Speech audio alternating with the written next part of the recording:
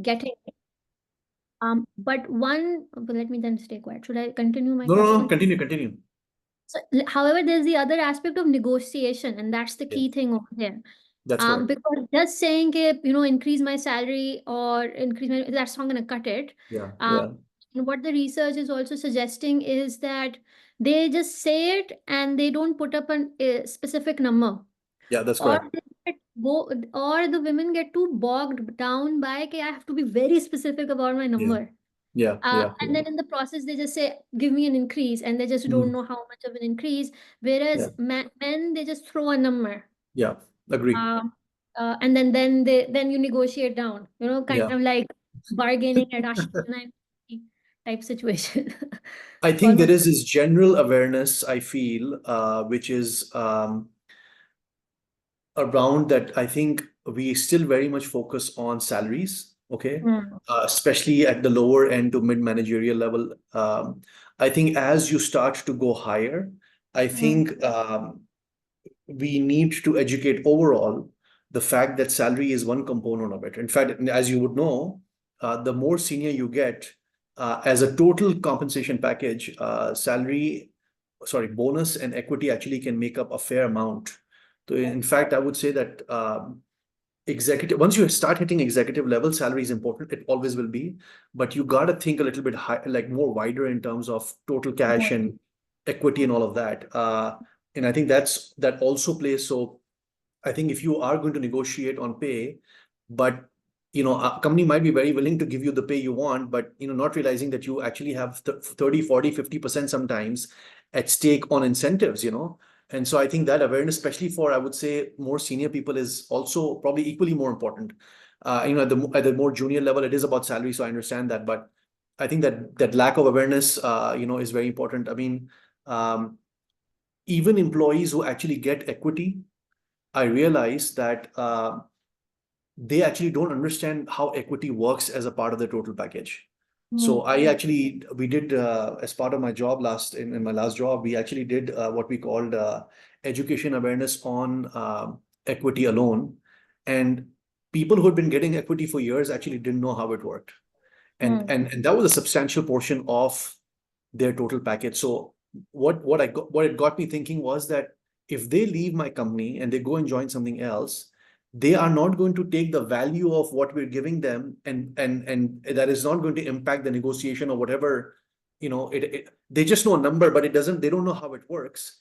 And mm. equity is a little bit more complicated because it's over multi years, right? So But just taking a random number and saying, oh, this is how much it is, doesn't actually work. Similarly, when I hire people, I say, show me what you have and show me the overall, like how it's playing out, especially at senior level. And these are sizable numbers.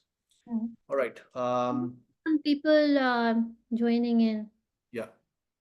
Um, and I think we should be going pretty much live on LinkedIn as well any second now.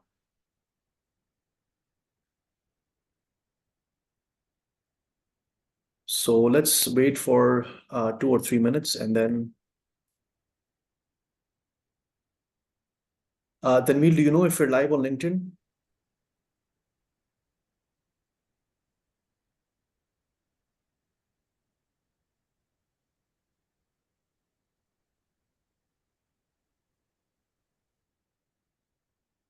Hi everyone, welcome to our webinar on salary negotiation. We're just going to wait a couple of minutes to let others join in. I will kick off.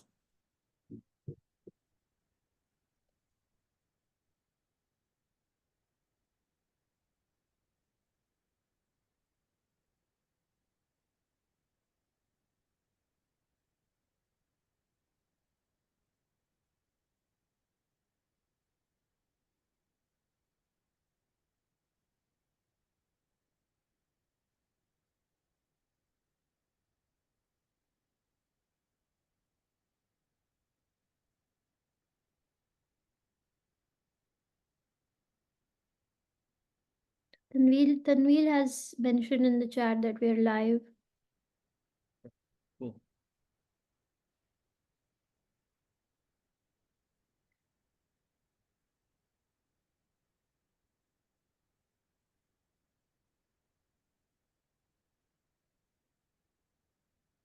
All right, let's wait a minute more and then we'll get started.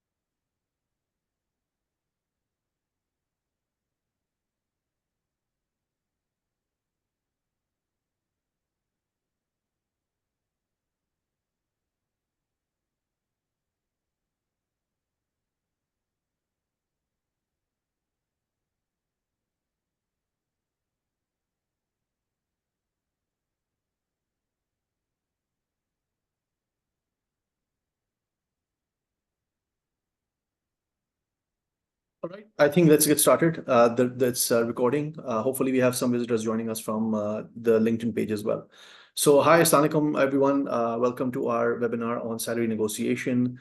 I'm joined by my friend and ex-colleague Sadaf, who's joining, I believe, from UK. Hi, Sadaf. Hi, Sajad. Hello, everybody else. Thanks for taking time and spending some time with us today to talk about this topic on salary negotiation. Getting into negotiation without any shame or fear. I'll do a quick intro, but before that, let me pass it to Sadaf to just share a little bit about herself, and then we'll take it from there. Sure. So, super excited, but at the same time, I think it's a session that I was really looking forward to. Um, so I appreciate that, Sajad, you kind of quickly caught on the idea, and we did this really quickly. So I hope it's going to be very useful for everyone. Sure. So just a bit about myself. So as ex-Unilever, and I know Sajad from Unilever Pakistan, but now I'm here in UK. So I left Unilever in 22, and then I've started my own little thing. I'm an executive coach, and I've started my company by the name of Quiet Thrivers. Essentially, I focus on helping introverted leaders. So this topic is actually quite relevant for them also, because you have one set of people who really dislike negotiation, and especially on salary, and then you have introverts. It's a totally different spectrum, a set of problems that come for them. So that way, I think this topic becomes quite relevant. So yeah, looking forward to it to kick it off. Thanks, Sadaf. So, hi everyone, Sajad Parmar. Just a quick intro. Again, spent a lot of time in Unilever, then GSK, and a tech company called eBay.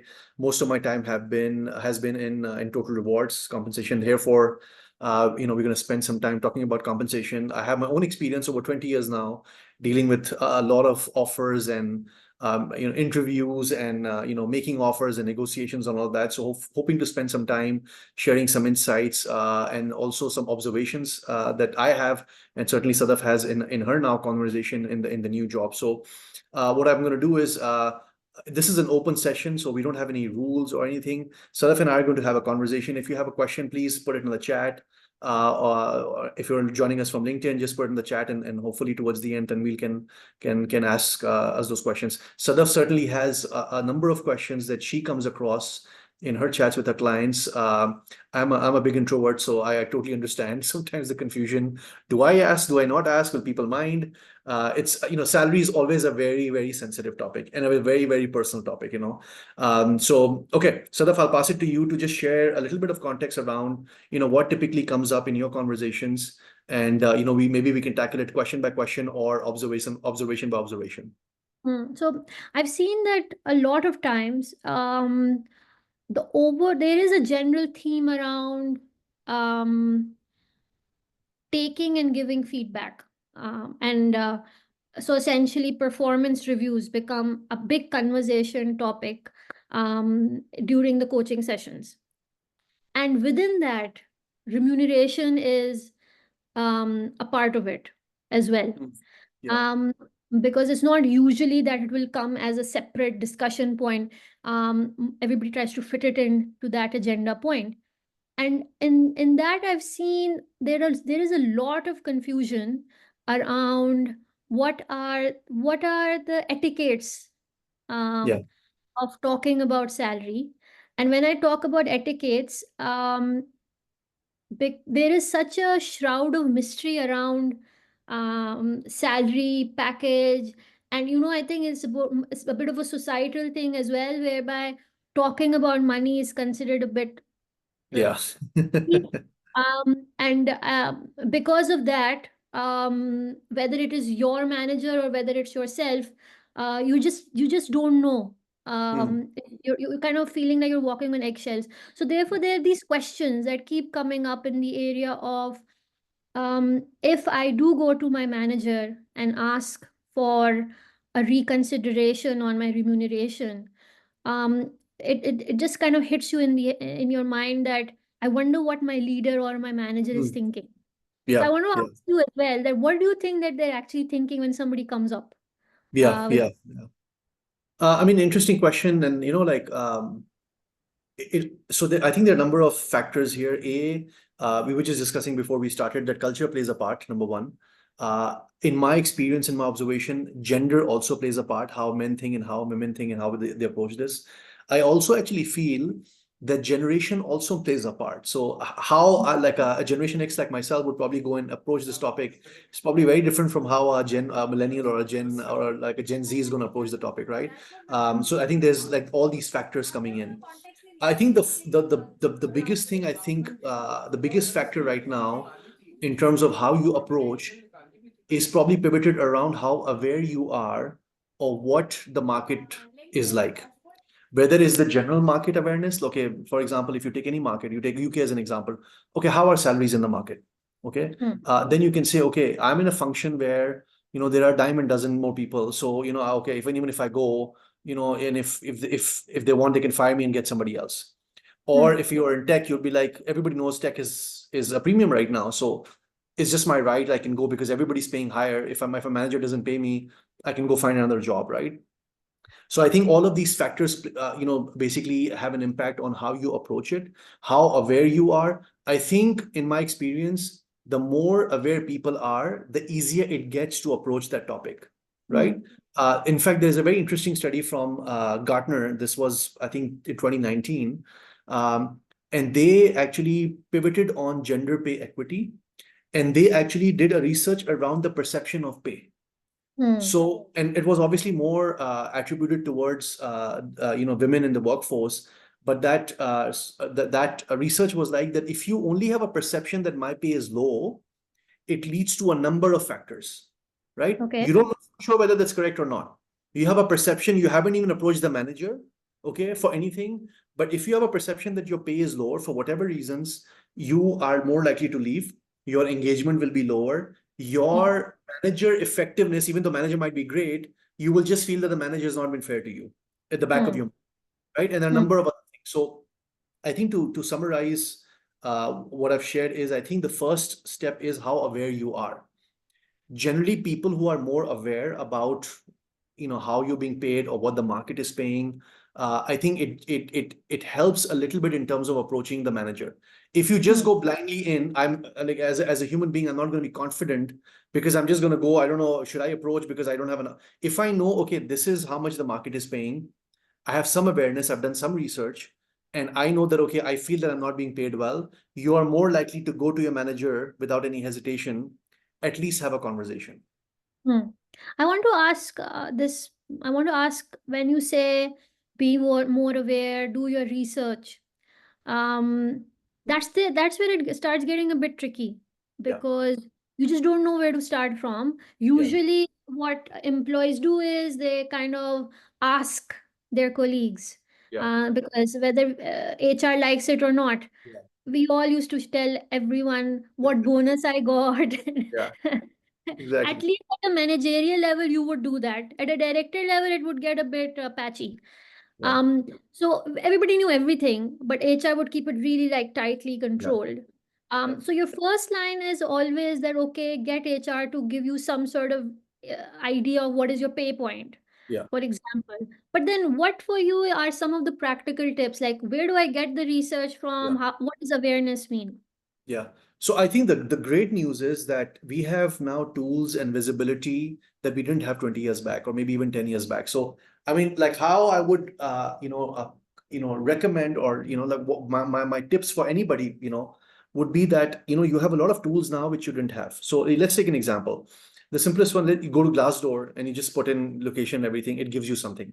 Now, I'm not Mm, saying whatever number that is you just pick up the number, because their methodology is a little bit, I mean, have some question marks on that. But if you, at least it gives you a starting point, wrong or right, at least you have a starting point, right? And Glassdoor has the type of company, the industry, the title, all of that. So that's one data point. Second data point is that, like you said, a lot of these conversations have become a lot more common now than they were 15, 20 years back, right? People are more open to talking about, they can give you a range. 20 years back, it was like, oh, how did you ask somebody salary? Like it wasn't considered a nice thing. I have seen, like, in offices where people are a lot more comfortable asking. So you can use your network, you can use your family members, you can ask your friends, okay, mm, who you trust, that, okay, how does your company pay, right? So if I need to know something, obviously I'm in HR, so it's easy for me to go and ask other HR colleagues, by the way, give me a ballpark, right? But if you have a group of friends or family members or a network, at least to give you an indicator, that's your second point. The third one I would say is that on LinkedIn or on job sites, many jobs actually have a range of salary, right? mm, And that's, I would say, is your third source of information, where if you just go to your whatever country job site and say, let me just look up, marketing jobs. Okay. Again, it's not going to give you a really specific figure, but it gives you a ballpark. So, mm, and in many jobs, you also know which company is hiring. So if you know a sizable recognized brand name is hiring, and they're hiring for a manager level job or a director level job or an entry level job, that's your data point as well, right? So if you know a big multinational company is hiring at a director role, that's a senior role, right? By yeah. default. So you know that if they have displayed a salary, that's one data point. If Mm, it's a managerial level. So now you extrapolate that if you are looking out for a job, or you want mm, to know whether your salary is good or not, you go mm, to job sites, you go to LinkedIn, especially now, in fact, in US and many European countries, we are getting into laws which actually mandate companies to post salary ranges. I would mm, say Asia is a bit far off, but for a fact, many states in US have now mandated you can't put up a job unless the range is mentioned, right? So I would say Western world has taken a head start there. US, Europe are probably going to become a lot more transparent. Asia is a little bit far off, but so if you are in Asia, I would say look at job sites, talk to your network, use any available platforms. So Glassdoor is one, salary.com, as far as I understand, payscale.com, they do have global data points as well. So I think mm. if you combine all of these together, Get and some. I'm not saying you're going to get an answer tonight, but if you are that serious about your pay and you want to know more, you spend some time, I think you can be in a reasonable state to know whether your salary is around the market, lower, higher. At least you have an indication. Mm. So Sajjad, in what you're saying, obviously they're super useful because it's better to go and get that research out before you go blankly into the conversation. Um, but it gets a bit tricky when you've been. What you're telling is super useful when, for example, you just got a job Yeah, or you're in the initial phase. And usually I've seen that your future line manager doesn't try to negotiate. They kind of say HR will connect with you and you guys sort it out. And yeah, obviously, if there's a problem, then you escalate. yeah, But when you're in the role, it's been a year yeah, or more. I think yeah, that's where it gets a bit tricky because a relationship has been formed. You're a bit new. yeah, You're not sure. So in that circumstance, what is it that you should be doing from a research awareness point of view? And the yeah, reason why I ask is I want to know your point of view is yeah. us, for example, um, you knowing your colleague's salary Hmm. gives a clear-cut indication of where you're sitting in the pool. Yeah, yeah, Yeah. exactly. Now, obviously, it gets very like, if you go into the conversation saying, my friend gets this much, and Yeah, what the hell, I do more work than him or yeah, her, you yeah, know? yeah, And that puts the obviously line manager in a very defensive position and they'll try to justify it and whatnot. yeah. What would you recommend how to get out of this kind of a situation? I think personally, whether you're about to join a new company or applying for a role, or you have been in the role, right? So I think I guess the question is, what is the primary reason why you all of a sudden after a year think that, okay, my salary is not good? So option number one, you said they found out that their colleagues are being paid more, right? So Hmm. that becomes a trigger point. Yeah. Second could be you realize that, okay, it seems like in the market there are a lot of jobs. People are all jumping for 20, 30, 40%. And Hmm. implicitly you start to question, okay, maybe I'm not being paid correctly, right? Hmm. Especially in companies where pay transparency is not very, really great, which is unfortunately the case with many, many companies, especially local operating companies. They don't have any structures which are available publicly, right? So it's very easy for people to think, okay, you know what, I got hired, okay, because I need a job. Yes, I got whatever salary I want, but it feels like maybe I didn't get enough, Hmm. Hmm. right? Hmm. In either scenario, I would say it goes back again to doing research, to building awareness, right? Whether I'm applying for a new job and I want to know whether if I'm going to ask for 100, is 100 the right number? Or I'm getting 100 right now, and after a year, I'm like having doubts that maybe the company's paying me less, right? Hmm. Again, I would say you go back to the drawing board, you do your research, you find out, you connect with your network. I think the process is the same, right? Hmm. You could be in a job, or you could have just gotten promoted as well, right? And after the promotion, you're like, oh, you know what? My responsibility has increased so much. Now I have a team. I don't think my salary is justified. It's just human nature. Again, like I said, salary is something you're just never happy with, no matter how much you get. So I would say in all the scenarios, I think you have the tools and you have access to information which you never had before. And in all those cases, I would say that you go back and you do some research, find out where you stand, or at least get an indication on that. Hmm. Hmm. So in that situation whereby I also see that how do you build a case for Yeah. your negotiation, right? So Yeah. one is obviously the hard numbers Yeah. itself, right, which gives you the industry standard. In some cases, pay point is there in some companies it doesn't exist. Yeah. um, but that also gives you an indication, because if for example the whole organization is actually very poor in paying, so obviously the industry norm it might not sit with them, right? Yeah. That's a reality. What one other thing which I've also seen is that how do you build a case is work scope is obviously super important, that what is it that you're doing. Yeah. And I think before going to your boss and saying I want a salary increase, I think you have to do a bit of digging in within yourself, that I'm a high performer, why do I think that, and what are the indicators Yeah. in this case. So I'll give you my own personal example. Is I hope my ex boss is not taking this. But anyway, he knows, and I kind of laid it out with her. So I had found out that I was coming from Pakistan to UK, Yeah. and I had another colleague who was coming from Singapore to UK. Yeah. Same role, yeah. And but the starting the pay points that were so low in Pakistan, Unilever That's right. Pakistan versus like, and Singapore pay points were like super Yeah. high. They were like most expensive resources. Yeah. So they actually poor people from Singapore coming to UK, they got destroyed standard of living, but Yeah. whatever. They were really expensive Yeah. resources Yeah. in UK. So I would always get this thing of, oh, Sadaf, you're coming from Pakistan, so the pay point will be less. Eventually, we'll get there. And Yeah. then I found out that, then you end up getting feedback. You're in the role, you're very new, Yeah. you get confident. People are telling you, oh, high performer, blah, blah. So it kind of hits you in the Yeah. head that, wait Yeah. a second, why Yeah. I'm like a high performer according to them, promotable, blah, blah. What's happening? Yeah. And I kind of I think this is the first time I had the conversation with my boss, and my boss was new in the role. She was very new VP in the role. Yeah. And I brought it up. I had to tell her. I got to know it Yeah. might not be the best way, but I found out. Yeah. And what do you think? What do you think? Hmm. And then obviously the reaction came. The part which I found useful in this is the technique of not stating it but asking it. Yeah. Uh, Great point.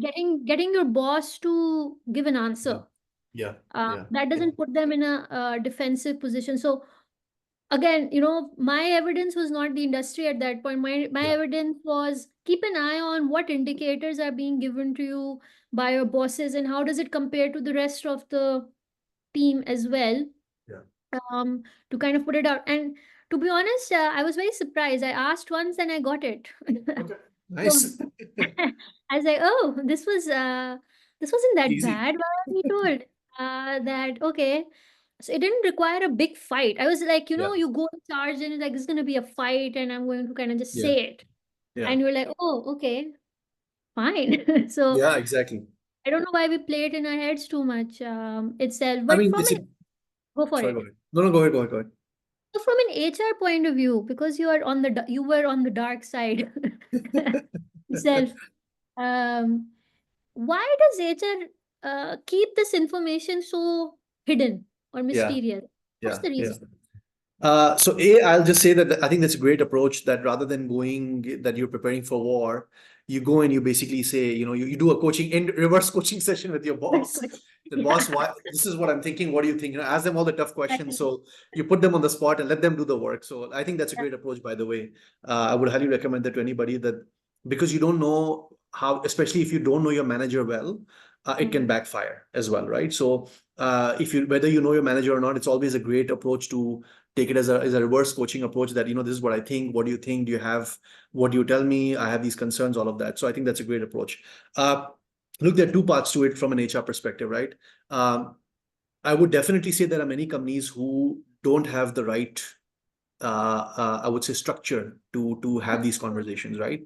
I'm not going to comment on whether that's whatever the reason is, but unless you have done your work correctly, okay, because pay transparency requires you to have your structures correct.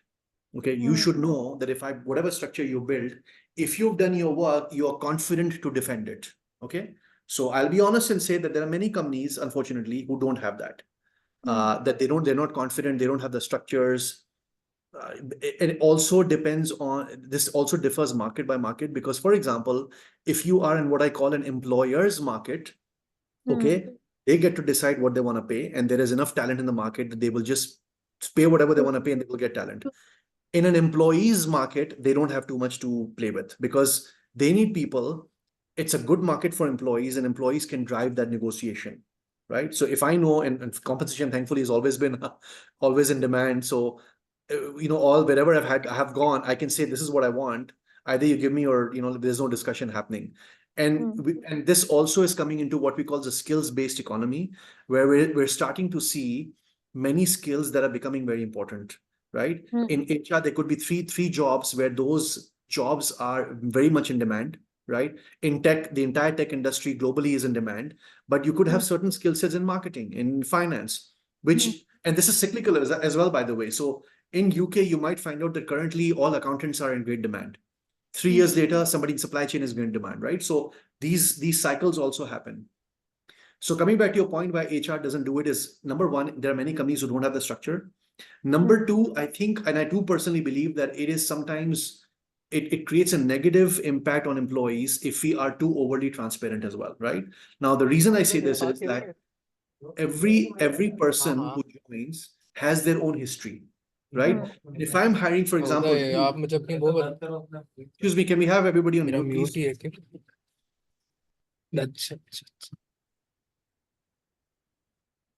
Thank you. Okay. So I don't know your history basically. So it could be Mm, that I because you've been paid higher or lower, I can't influence that. My job then becomes that if I want to do the right thing, I ignore what you have been paid and I pay the value that you think you're bringing to my organization. And I would say the more progressive organizations in the world are doing that. Predominantly, this has become a very common practice in the tech industry, but I know many other companies are doing the same where if I am hiring you, your low pay or high pay is of no importance to me.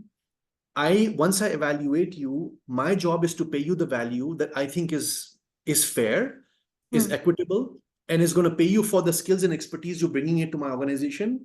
And but that also compares to those existing already in the organization as well, mm, right? mm, So we are mm, moving there. A lot of, like I said, progressive companies are doing it.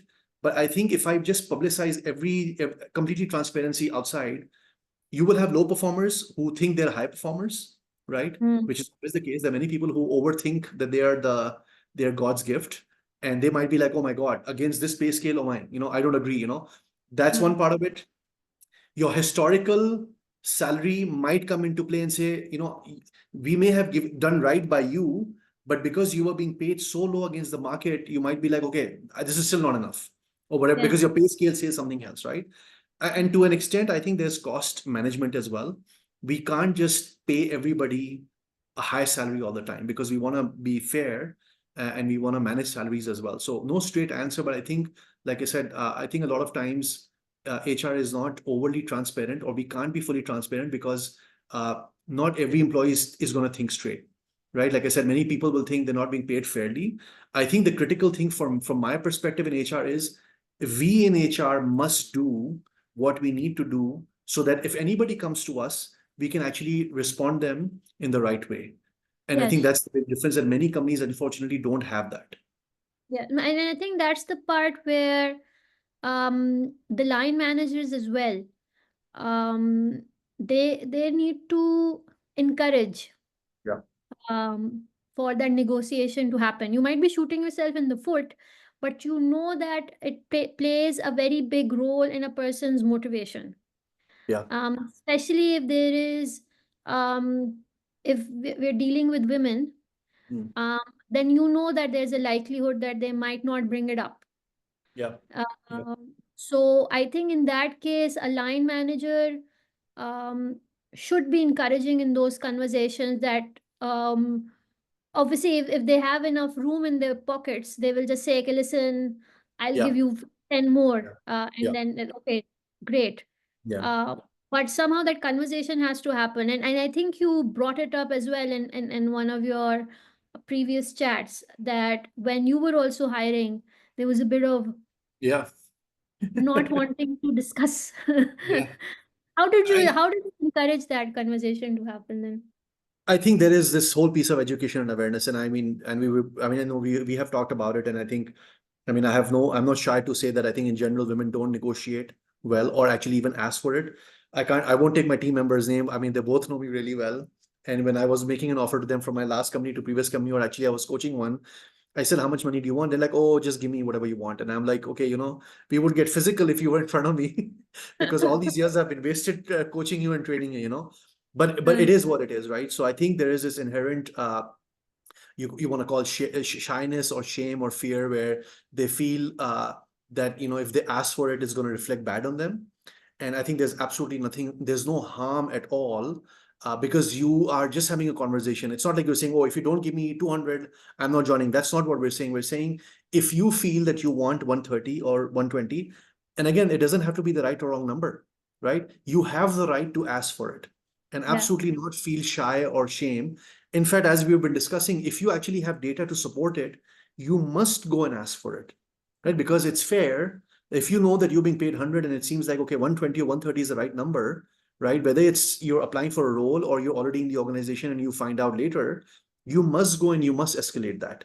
There's mm, absolutely no harm, or you should not feel shy or fear at all. Like I said, I think what's important is whenever you have this conversation, you should have your research done correctly. Like I said, you don't want to go in saying, "Oh, I think I'm being underpaid," and I feel like because if you're just going and shooting in the dark, like you said, it's going to have a negative reaction. Even if it's a manager, it might not reflect well.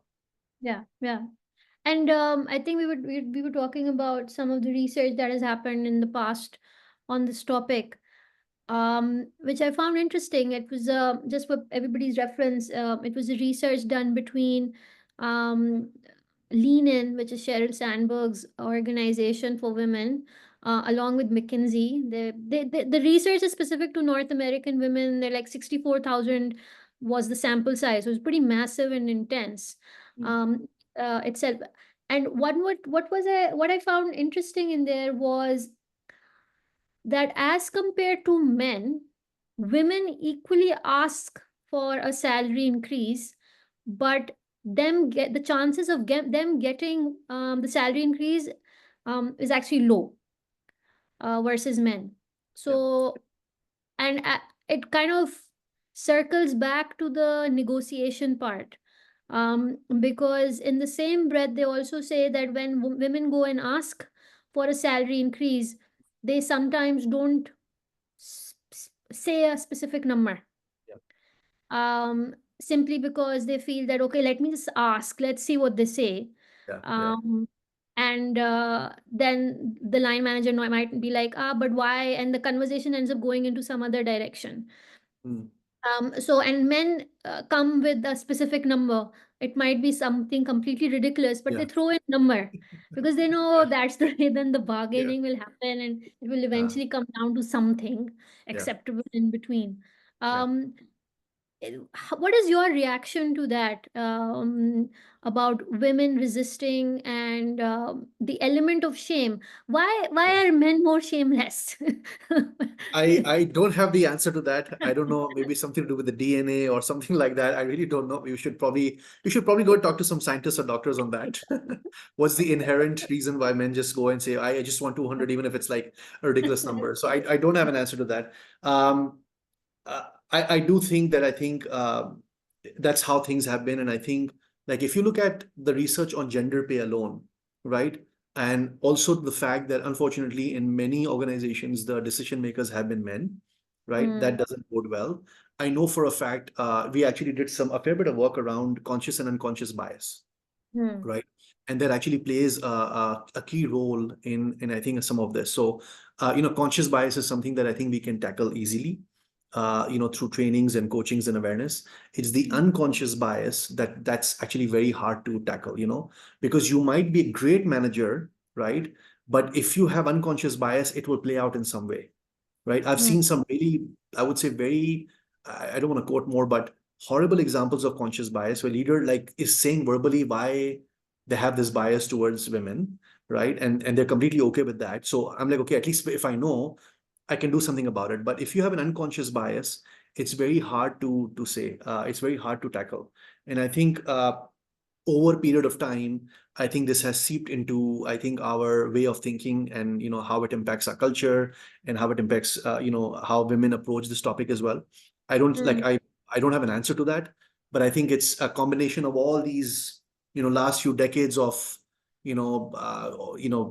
thinking and mindset and approach, and the fact that decision makers have been men. Culturally, like I said as well, culture plays a long part. Like we were discussing how this is a very US based research. I would say the numbers probably are much worse if you think about Yes. emerging markets, in Asia, probably, for example. So, these factors don't help. So yeah, I don't have an answer, but I think the key from my perspective is to really increase awareness and education, specifically for women in general. But I think it requires men to also understand, that what is the right way. So as a manager, if a female employee comes to me, what is the right way of handling it, right? Like, to your point, you went and your manager was supportive. Many times we know that the manager will say, oh, it's not in my hand, go to HR, right? I Yes. also Yes. don't think that's the right approach, Hmm. right? uh, Ultimately it's the manager's responsibility to manage the employee. It's not HR, right? If an employee is coming to a manager, they have to ensure that they give the confidence to the employee that they will do whatever it takes to get to the right answer, even if they can't fulfill what the employee wants, but to give them the confidence that they will do whatever it takes to at least have the employee get the answer, even if it's Hmm. without them. I think that's very critical, that I think that's an upskilling that we have to do for managers as well. Hmm. So yeah, those are a couple of thoughts that I have. And I guess, for women itself, one thing we have to kind of, I don't like using imposter syndrome as the terminology like gets abused and used a lot. But something in that area of, I think when you're getting the job and you're doing well, um, you sometimes kind of think that it's too early to ask. After all, what have I done? Hmm. Go and ask. So there's too much of that reflection and resistance. And when you kind of join an organization, and they ask you what you want, what is your expectation, and they say whatever is appropriate, is Yeah, almost like giving the other person all the power, exactly. um, to define what is your worth, and that kind of Exactly. then, there's no point of it. Yeah, Then there's no fine, point then then. they will control it. Then they Exactly. will control it forever. So best of luck to you, lady. It's not gonna help. So for women, there's this one quotation I saw, which is quite interesting. It's a Black American tech CEO. I'm not aware of her name, but during the same lean in research, She said that women are hired for what they have done, and men are hired for what they can become. That's correct. Makes sense. And I think that's where this kind of pollutes your Yeah. mind. Yeah. And I just have to keep justifying why I'm Proving asking yourself. for it. Yeah. Yeah. Whereby men are considered, he's going to become so successful, Exactly. so much of potential, Yeah. you know, Yeah. Yeah. Agree. um, forward. So do you see that playing out in the minds of the decision makers as well? I think there is a big part of that, as you quoted that. I think there's a. It struck me that I think as much as we need to make aware of, as much as we need to educate and increase awareness in women, I think there's a big part of that that's around increasing awareness for managers as well. Hmm. Both male and female managers, by the way. So I've actually had an experience where one of a female leader that I was one of my stakeholders, she had a very clear conscious bias in favor of men because the job she was doing, she said, it's a function. I can't say more, but it was a function where more men work. And she's like, I need my team. I get her point that, okay, yes, she's a leader, she has to drive and all of that. But that's a very clear conscious bias, and she's a leader, right? So I think that awareness and education also has to happen at the leadership level and at the managerial level. That I strongly feel that it has to be performance driven, number one, right? Because it should be fair. So from a reward perspective, one of the principles that very important for me is everything has to be fair. Okay. Hmm. And then it doesn't matter whether it's a man or a woman, right? So whoever does well should get more. That's number one. Second one is that you need to be aware how to have the right conversation, right? I think a big part of what we miss out is that managers actually don't know how to have the right conversation. It's actually one of the things that I am working on in my company is how do we upskill managers to have the right conversation? Because what will also happen is part of that is to build trust and credibility with your team. Hmm. Now, assuming we know that women don't like to bring this up, okay, and there is, let's say, whatever fear they have, and education and awareness takes a while.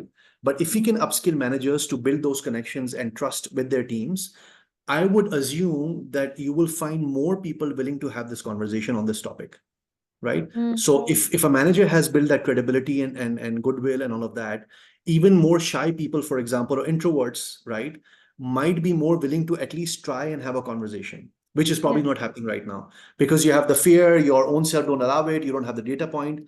I feel from a human relationship point of view, and that's why I think that manager upskilling and manager credibility and building trust is so massively important. I actually feel 80 to 90% of any employee experience is dependent on the manager, right? You could be working for any company, but if the manager is good or bad, it plays a huge role. Yes. And to that extent, it could instill fear because you're like, oh, my manager is crap. I know if I ever go to them, I'm not going to get any support. So Hmm. that the conversation just never happens. Hmm. And I think that's where the trust building becomes quite critical, and how to build that trust. And I think the way these performance reviews or mid of the year reviews are concerned, we're usually told by our line managers that go prep around the areas of what you've done and what is it that you want to do in the future, and your future growth ambition, and you come and discuss. Yeah. uh, Yeah. but I think the manager should call it out and Yeah. say that let's also have a discussion around what do you feel about how you're getting rewarded currently, Yeah. Yeah. and what's your expectation around it as a topic of agenda Yeah. itself. Obviously, it will dislodge the reportee that what are you talking about? What are you on? Are you sure I'm going to ask for moon and star, the moon and the star? Um, but I think till we don't build it from the manager's side, Agree. um, it's not going to happen because you come Yeah. in prepared. In some cases, you might come in very aggressively Yeah. to the line manager to put the line manager off, and then it just becomes a battle of egos. Yeah. Because in that one other research which I was reading is that it was saying that women who do end up asking for salary increase, they're later on perceived as being too aggressive and bossy. Yeah, So, I've heard as well. so it's like, where do we Okay. win? You Yeah, know? exactly. So that's versus a man coming in and say, okay, no, Yeah, you know, as yeah, somehow this whole concept also of men, they have, you know, family to feed, yeah, kids, yeah. you know, that kind of gets into everybody's head. I know a lot of my male colleagues, even over here, you know, they used to play that card quite a lot. And I was like, Okay. what's my fault in all I this? think there is a flip side to it, which is actually I've also seen actually a fair number of managers where you don't need to go and have a discussion. Like Mm, they actually take active interest and mm, active participation in the fact that they are keeping an eye on all of these things, right? mm, mm. So you whether you've joined their team or you got transferred to somebody's team, Mm. they take this very seriously Yeah. because Yeah. and I've learned from a lot from these leaders because I realize that their mindset is that for them to be effective leaders, they need their employees to perform at the optimal level. If that means that they need to have build a discussion, build a relationship, build credibility, trust, pay them well, and I know for a fact that they will also actually fight for you before you go and ask for it, right? Yeah. So if they feel that you're doing the job, they will go and have a discussion and say, by the way, with HR or with their leaders and say that, amazing person, A, B, C, D, E, I think we need to look after them, all of that. So I've actually seen obviously the numbers are not, I mean, on a holistic level, not too many, but we do have these examples as well where Agree. managers don't need to be told what to do. If they Yeah. feel that, like their team members are not being paid fairly or, that progression is not taking place, they will actually actively, proactively go and lead that discussion. And you know, that is bringing a smile to my face because something that happened to me personally as well was whereby when I was a manager, I during that 1 year, I never asked for and I'm talking about Pakistan context, huh? So having that kind of a leader over there was kind of, you know, a bit Yeah. unique.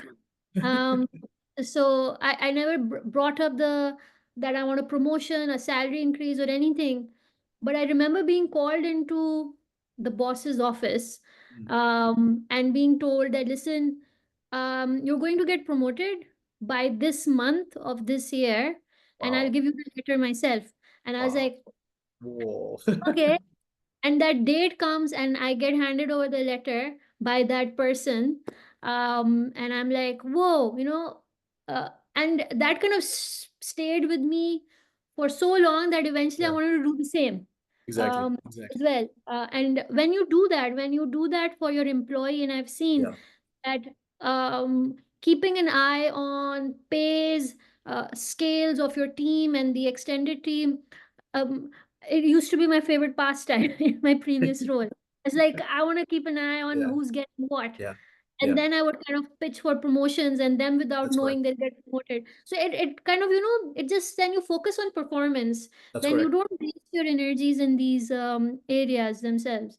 So That's correct. that I think, yeah, you're right. Managers and getting trained on it, Yeah. it becomes quite important.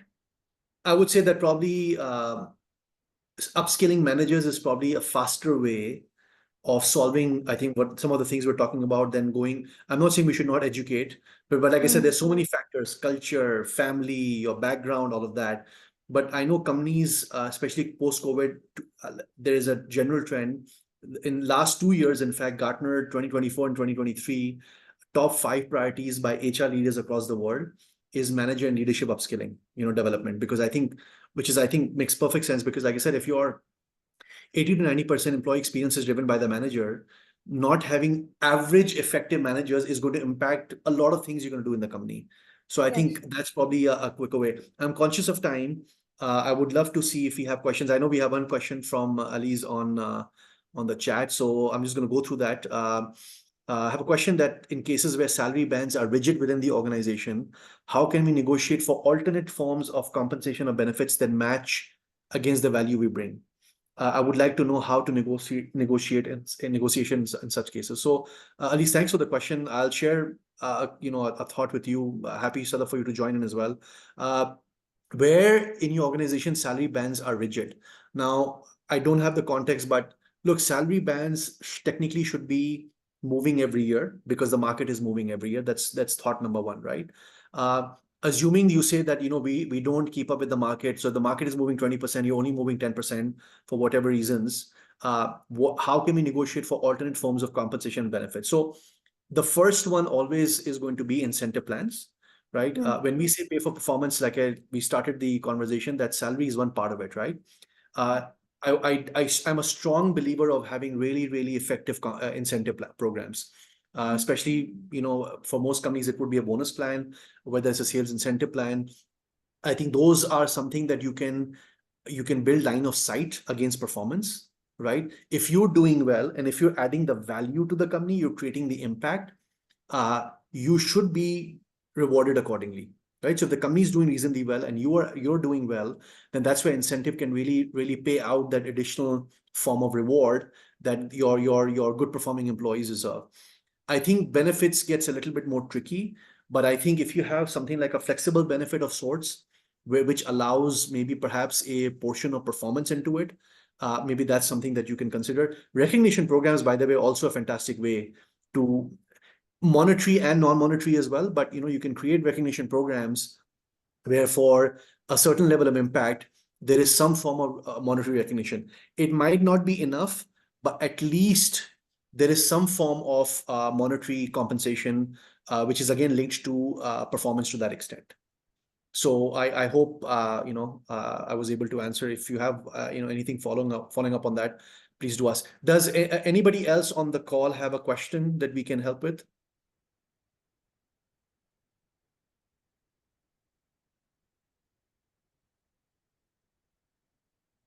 Any questions from those on online?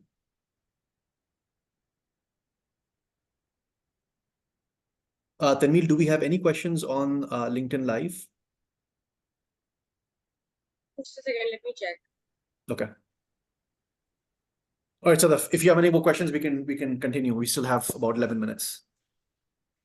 Um, so the other part, which I think I want to talk about that a bit more, is obviously we talk about the salary and you touched upon the rest of the incentive pieces Yeah. itself. Obviously, if it's like a tech startup thing, then stock options become quite important for them. That's the Yeah. way they pay Yeah. people. But for the more conventional organization, which are really big, the blue chip ones, Hmm. over there, that option is a bit more limited for very senior people, executives and directors. That plays a very big role. Hmm. So during that knowing your worth part itself, um, those things related to the bonus and the other rewards, how do you get awareness around that Yeah. in Yeah. your Look, I think that's HR's job, very honestly. If you have, and I say it because if a company is offering something, it needs to be communicated. Okay. Mm, There's no there's no point of you offering a car benefit or a bonus or a recognition plan or coming up with amazing like these insurance programs and proactive health coverage and all of that if you're not going to communicate. I think one of mm, the biggest gaps I have seen over the years is that companies don't communicate well. They might communicate once, but this is something that you got to keep communicating. So if, for example, if you have a bonus plan, incentive plan, right? You at the start of the year or whatever it is, you must communicate to employees how does the bonus plan pay out, right? In fact, I would again say HR leads the way, and we get managers to. So when we do target setting at the start of the year, mm, managers should talk about what that means for employees, right? mm, If the company does well and if the individuals do well, what is the opportunity for you, right? And like you said, that as we go higher up the ladder, this becomes a significant portion of total package. So I think it's important for us to highlight what is at stake here. mm, Similarly, if you are coming up with any sort of new benefits, I mean, there are so many new innovative benefits in the market right now, right? If you're doing something, please communicate. If you have lifestyle benefits, which I know many companies have started to offer, specific to groups of employees, please communicate that. I think, mm, in fact, I've actually seen that when we start to communicate some of these, the employees' number one utilization of those things go up. Oh, I didn't know that I could actually go and get that thing done because it's covered under the policy, right? But it also helps drive the right level of engagement and performance because if you communicate and employees appreciate what you're doing, of course I'm going to like that. Oh, companies actually have all these things in place. But if I actually mm. don't even know, then how am I going to appreciate? True. There's one situation that comes in my mind related to bonuses at the end of the year. It's a usual disgruntlement that happens. I've noticed that obviously the some targets are set for a category or a brand or the company or whatever it is, and then you get compared versus those, and then you get a certain pot of money, and then it gets distributed. Yeah, Um, to the people, and obviously there are it goes down based on percentages. yeah, However, there is a disgruntlement, especially at you know, at more junior level, maybe yeah, the manager or the assistant manager level, yeah, whereby they say, I worked like a dog all yeah, year round, yeah, um, and in the end I got such little bonus. yeah, yeah, What's the point of it yeah. now? And obviously, then the manager might say, the no, but that's the pot of money we got, and our Hmm, overall hmm, hmm, performance hmm, was weak. So hmm, hmm. sometimes it becomes very difficult to disassociate or associate yourself with that the performance of my brand or my Yeah, category or the company has a direct impact on me as that's well. correct. In That's in correct. such cases, how should the manager handle that disgruntlement so that it doesn't come as a surprise later Yeah, on? yeah. I think it's a very common occurrence. You're absolutely right. I would say there are two thoughts I have on this. The first one is that the first part actually it plays around the bonus design itself, right? So let's take an example. You might have an incentive plan which says that 50% of your bonus comes from your own performance and 50% comes from company performance, whatever that means, right? Uh, if that design is clear and now employees know that my individual rating contributes 50% of my performance, okay, that's their line of sight. Mm, Okay, so yes, I understand. I work for a huge company which has 100,000 employees, and I can't really control the company part of it, but at least I can control the individual part of it, mm, right? So I think the first thought I have is that it's the design, and that's why I said incentive programs can be designed in a way where employees don't feel, oh my God, no matter what I do, I just don't control any part of it, right? mm, So mm, the key to any incentive design is how much line of sight can you give to the employee, right? If I know that I control at least 50% of my bonus, that's not bad actually, right? mm, If I do well, if my targets are robust, if I over deliver, I have an opportunity to at least control and over deliver on the 50% of it. And then I mm, hope that the company is doing relatively okay as well, so that the company does okay, and if I do okay, I get something meaningful. That's mm, that's point number one. Second one is, I think, and again, I'll come back to managers' responsibility, that if managers at the start of the year get the team together and individuals together and say, by the way, this is what we're going to do, this is what the company wants to do, this is what you individually have to do, right? mm, And if mm. we can all hit that, right, and if we all do well, we can make good bonus at the end of the year. Of course, at the start of the year, nobody knows how the year is going to go. I think Right. one of the interventions that I've designed and I've implemented in a few companies is that we have tried to retweak that target setting conversation. Right? What usually happens is business decides, it cascades down. Manager says, "This is the target. Okay, what will you do? Sign it up." Mm, Okay. mm, It is never a proactive conversation. mm, What mm, we're saying is that you need to bring the team together.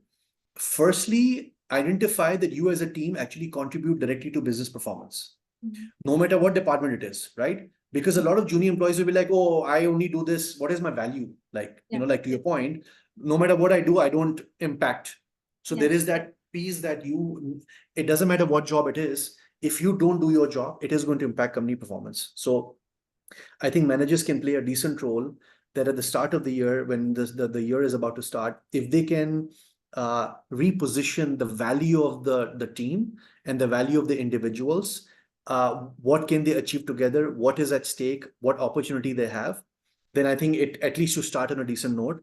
And if you can continue doing throughout the year, even God forbid if the company is not doing well, but you're having regular conversations, I think that in my experience, the bigger problem is not having the conversations. I think that the employees are not happy because they never had a decent conversation throughout the year, right? Mm, And mm, then it frustrates, the frustration comes out because if they worked so hard at the end of the year, company didn't do well, they didn't get the right feedback, and they got low bonus as well. I can tell you from experience that employees are okay getting less money, but if you recognize their contribution and their impact, they are more happy with that.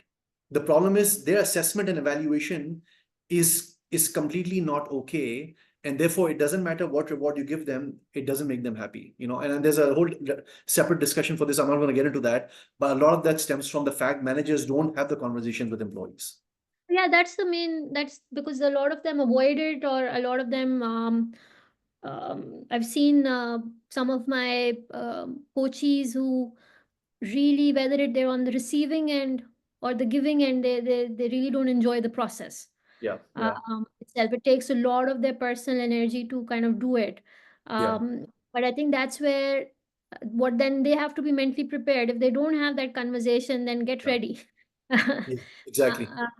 Because it will lead to frustration later on, for sure. Yeah, So that's a useful context. And I think what you're suggesting is that when you start off the year, it's very important to define what is in your control. What is it that you can control and impact? yeah, Uh, agreed. your contribution, because the company is formed of multiple businesses. You don't have control over all of them. That's correct. It's not possible. And at an ABM level or an assistant level, it's really, really low. Yeah, that's Uh, correct. Obviously, what doesn't play well is that when you end up getting 4,000 pounds of a bonus and your CEO gets 1 million, Exactly. then we have a bigger Yeah. conversation. I would say one more thing. I know I'm conscious of time. We've got 2 minutes left, because I know you're into coaching. So I'll share, like, one of the things that we've done in this intervention that we've created is to introduce managers to the concept of coaching. Like you Mm-hmm. said, right, that managers feel like, oh my God, if I start doing what I'm suggesting is talk to employees, I will have to take out so much time, right? My challenge is actually that if managers truly become coaches, okay, they will need to actually spend less time with employees, because you are going to, over a period of time, empower employees to make more decisions, take more ownership, and you are going to drive a higher level of performance, Yeah, right? absolutely. So the problem is, right now I go to my manager gives me a solution. I am always going to the manager because I feel, okay, I can't take the decision, and I must go to my manager for every decision. And the manager is like, oh my God, my team is useless because goddamn, I have 8 people and every 30 minutes they're coming for me for decisions, right? You flip the equation and you say, you have once a week conversation with your manager only for 30 minutes, and you say the 10 things you need to say, and manager is only having a coaching conversation because 80% of answers are with me. Okay. Mm-hmm. Over a period of time, I realized, okay, guess what? My manager actually only asks me question, and ultimately I give the answer and says, you do what you need to do. And so maybe I don't need to go to my manager that often, because in the past 6 months, I've done pretty much whatever I need to do, and he didn't have Exactly. a problem, right? So you're Exactly. empowering your team. Managers become more effective because then they can spend time on the things for which they were hired for. They weren't hired to solve your team's problem, Yeah. right? And I think that's the beauty that I think coaching brings in. And I would say that I think from manager's perspective, I know some companies are doing this at an organization level where they're saying every manager must go through a coaching practice and at least start their coaching journey, because it's so powerful. On that happy note. Yes, on that happy note. Okay. So, if any last thoughts before we close? No, I think I'm glad we did this conversation, because I think I wish I had this conversation with you when I was in corporate It's always career. a good time.